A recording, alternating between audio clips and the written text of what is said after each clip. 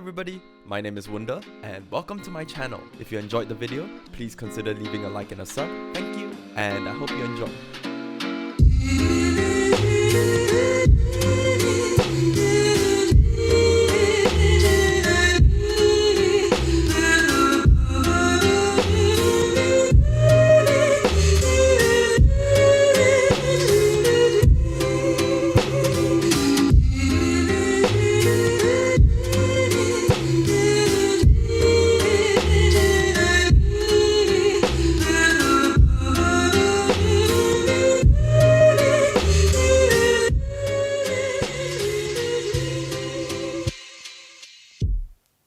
For anyone who has ever had both the horror and the pleasure of deep diving into a piece of media such as Jin-Roh knows that the journey that it takes you to get there is filled with a myriad of hauntingly beautiful imagery.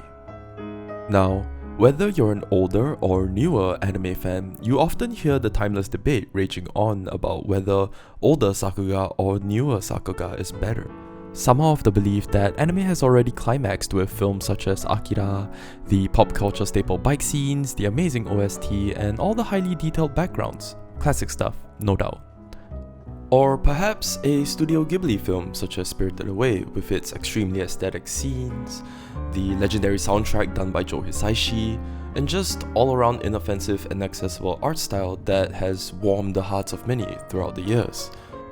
On the other hand, there are others that can only ever get their fix if it's a modern day classic, like say a Beautiful Spread done by Kyoto Animations. Most notable titles in recent times would be Kobayashi's Dragon Maid, with a style that has left many worldwide jaw-dropped, teary-eyed, and fist-banging their table. They've managed to charm their audience time and time again, all through amazing animation, whether it be in the slice of life genre, romance, battle genre, and everything in between. Watching something by them has never failed to evoke some form of emotion within me, and I'm 100% here for that energy. Or how about some Wit Studios, anybody? All the highly detailed one-cuts and fight scenes that they've given us in recent times would undoubtedly be ranked by any anime fan worth their salt as one of the GOATs in anime history. Just to name a few, the final fight scene in Osama Ranking against Bocchi and his dad, the now modern day classic Levi vs Beast Titan scene in Attack on Titan Season 3 Part 2, and who could forget the hidden gem that was the crazy hand-to-hand combat montages that Vivi gave us several times throughout its run. Truly, all quintessential examples of how amazing anime really can be in the modern age. Or maybe you're just another base fan that enjoys the various food cuts in anime. Golden eggs, crisp lettuce, pearly grains of rice, juicy steaks, sushi. Oh. Sorry, I'll keep it in my pants next time. Well, whichever side you're on, if you've never given this movie a chance, you're doing yourself a huge disservice. This movie has all the gritty aesthetics of all the older classics, like a good Satoshi Kon movie, i.e. Millennium Actress, albeit not as fast-paced, by a long shot. But by the time you reach the end of it, you'll have gasped for air at least more than once, just like in Perfect Blue. This movie will keep you on the edge of your seat, and trust me when I say this, you are not prepared for what is to come. This isn't going to be anything amazing and pretty on the eyes just like a Shinkai film, but what this movie definitely excels at would be its extremely eerie level of being able to replicate the human emotions and their expressions. The art director for the show did amazing work with the keyframes, and the entire movie was hand-drawn. 80,000 cuts. If that's not impressive, I don't know what is. He's also done work on Momoe no Tegami, which is a letter to Momo, which, besides its extremely underwhelming plot, definitely had good sakuga.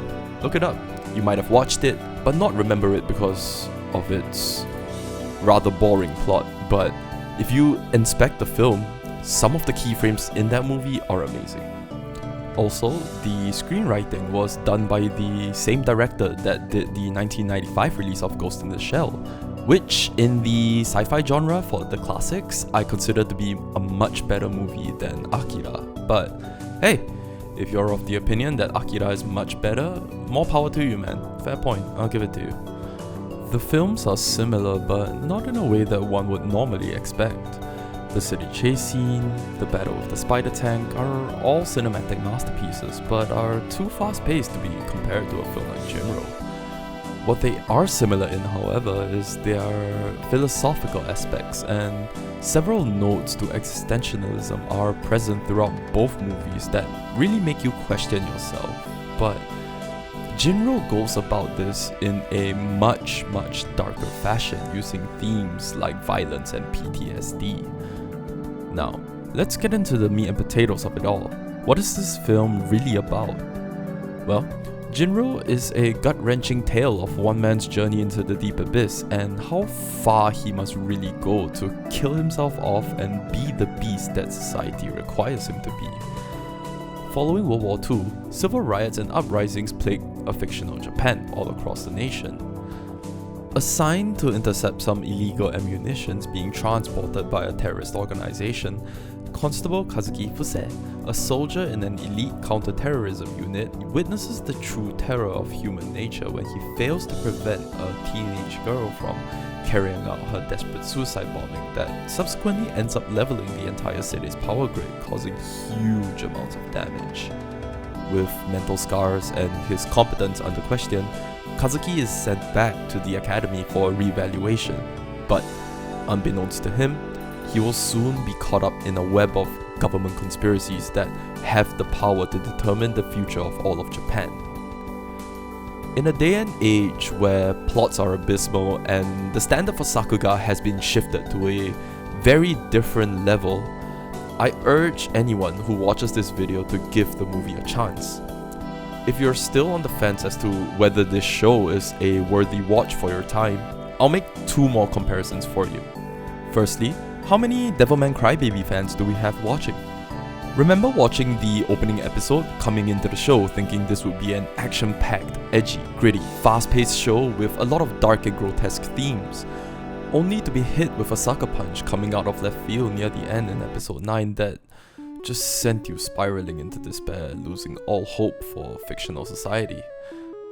Or how about some Evangelion? Remember watching the cult classic Asuka fight scene in the end of Eva against all the completed Eva series units? Only to have the movie end off suddenly with Shinji ultimately snapping and going batshit insane. Well, if you're a fan of what Yuasa Sensei and Anno Sensei did for both shows, then you'll definitely enjoy Jin-Roh, hands down. Other honorable mentions would go to Mushishi, Bokurano, Perfect Blue, and Serial Experiments Lane. The first 12 minutes of the movie are on YouTube, feel free to go watch it, but I have to warn you guys that those 12 minutes do not encompass at all what the movie will show you to the very end, just a snippet. It is probably one of the more high adrenaline sections of the movie, but that doesn't mean that it is the only section with high adrenaline action. Towards the very end, you will not be disappointed either. The entire film as a whole will destroy you in more ways than one. Upon finishing it for the first time, not a single thought was left in my head. I purely wanted to immerse myself and experience what the creators were trying to show me, the viewer. And by the time the credits began rolling, I found myself at a complete loss for words and shocked as to how the movie had ended up turning out. I knew it was coming, all the foreshadowing pointed towards it, and yet I couldn't help but still get caught off guard. It also didn't help when some of the more traumatic scenes were animated in such a masterful way, and it was just an absolute feast for the eyes. Horrific, yet also beautiful. Truly, I feel as though this speaks volumes about your skills in both directing and animating a film. The two creators in question, Oshii Mamoru sensei and Hiroyuki Okiura sensei, are definitely masters of their craft, and I'm sure if you ask anybody who has their hand to play in the animation industry and help create works such as this would definitely have multitudes of praise the minute you bring up their name, just because of the sheer amazingness that is Jin-Roh and also the other films that they've produced over the years. If you, the viewer, are tired of seasonal anime being mid, I highly encourage you to refresh your palate and try out this gem if you haven't already, and experience two man's craft in telling a story that will, without a doubt, shake you to your very core and teach you the true meaning of being a part of the Wolf Brigade.